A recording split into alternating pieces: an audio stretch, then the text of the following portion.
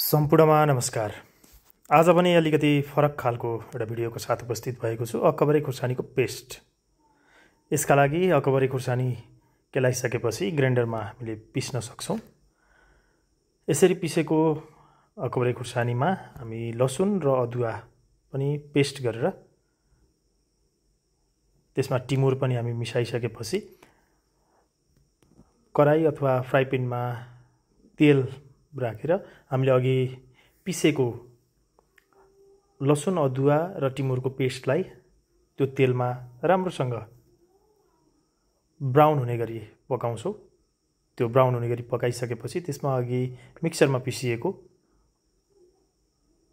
अकबरेको पेस्टलाई राखी त्यसलाई चलाउँदै पकाउँदै राम्रोसँग पाक्ने गरी त्यसलाई पकाइसकेपछि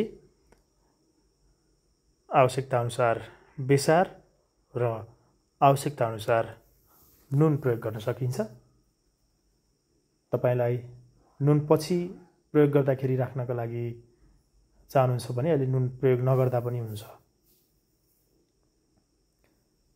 नुन र बेसार राखिसकेपछि त्यसलाई केही समय पकाइसकेर राम्रोसँग पेस्टको गन्ध पाकेको गन्ध आउने भइसकेपछि त्यसलाई सेलाएर हामी बट्टामा राखी लामो समयसम्म प्रयोग गर्न सक्छौँ। आज भने मसँग अकबरे धेरै नभएको कारणले अलिकति मात्रै पेस्ट तयार गरेको छु।